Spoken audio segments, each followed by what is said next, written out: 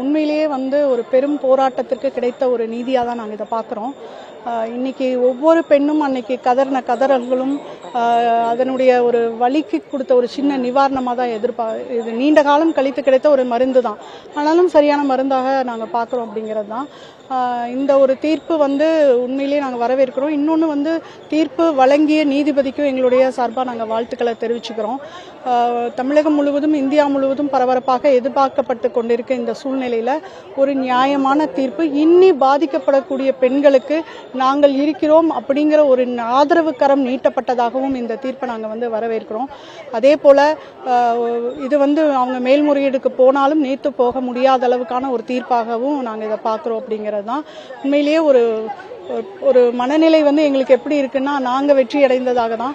ஏன்னா என்னைக்கு கிட்டத்தட்ட ஒரு 50 ஆண்டு காலத்துக்கு மேலாக ஜனநாயக மாதர் சங்கம் இந்த மாதிரியான பாதிக்கப்படக்கூடிய பெண்களுக்கு ஆதரவாக களத்தில் நின்றுட்டு இருக்கக்கூடிய ஒரு சங்கத்துக்கு இந்த ஒரு தீர்ப்பு அப்படிங்கிறது வரவேற்கிறோம் அப்படிங்கிறது தான்.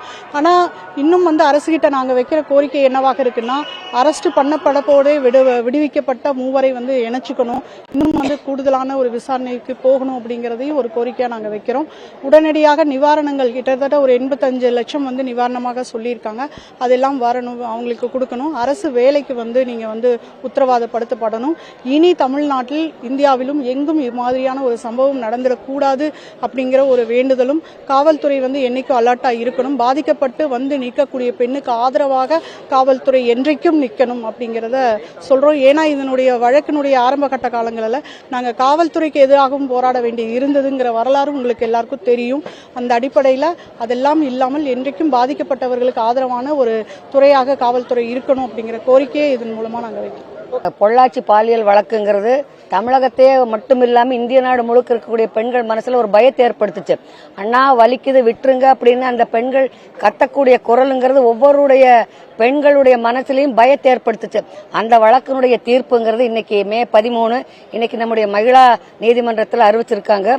வழக்கினுடைய விவரம் சம்பந்தப்பட்ட 9 பேருக்கும் சாகும் வரை ஆயுள் தண்டனைங்கிற தீர்ப்பை நாங்கள் ஜனநாயக மாதர் சங்கம் ரொம்ப உற்சாகத்தோட வரவேற்கிறோம். ஏன்னா இனி மாதிரி தப்பு செய்யக்கூடிய இளைஞர்கள் இந்த தீர்ப்பை பார்த்து பயப்படணும். ஏன்னா இன்னைக்கு பல்வேறு போராட்டங்கள் இந்த தீர்ப்பு அவ்வளவு சீக்கிரம் கிடைக்கல. ஆனா அதிமுக ஆட்சியில இந்த தீர்ப்பினுடைய வழக்கினுடைய விசாரணையை மெதுவா அதை வழக்கினுடைய விசாரணை இல்லாம பண்றதுக்கு பார்த்தாங்க. சம்பந்தப்பட்ட அதிமுகவினுடைய தலைவருடைய பசங்களே இந்த வழக்கில் ஈடுபட்டு இருந்தாங்க. இன்னைக்கு குற்றவாளிகள் அதுல இருந்து தப்பிச்சிருக்காங்க. பலகட்ட போராட்டத்திற்கு பின்னாடிதான் இந்த வழக்கினுடைய தீர்ப்பு சிபிசிஐடி விசாரணைக்கு வந்துச்சு. அப்ப அதுக்கு பின்னாடி இப்ப திமுக அரசு ஆட்சிக்கு வந்த பின்னாடி இந்த வழக்கு துரிதமா விசாரிக்கப்பட்டிருக்குது. சம்பந்தப்பட்ட குற்றவாளிகள் 9 பேர்த்துக்கும் சாகும் வரை ஆயுள் தண்டனைங்கிறது கிடைச்சிருக்குது.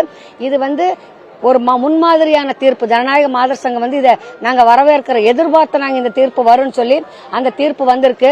ஆனா ஒரே ஒரு விஷயம் என்னன்னு சொன்னா, பாதிக்கப்பட்ட பெண்கள் 8 பேர் இருக்கிறாங்க. அவங்களுக்கான இழப்பீடு 85 லட்சம்ங்கிறது போதுமானதாக இருக்காதுங்கிறது மாதர் சங்கத்துடைய கருத்து.